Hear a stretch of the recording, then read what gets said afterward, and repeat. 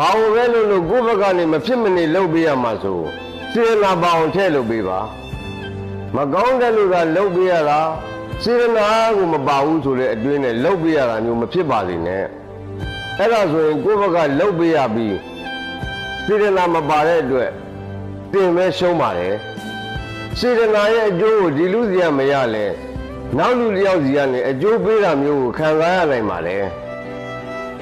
စိတ်ထားတဲ့ရင်မြတ်တယ်ဆိုတာအဓိကစေရနာပါတဲ့စိတ်ကိုပြောတာဖြစ်တယ်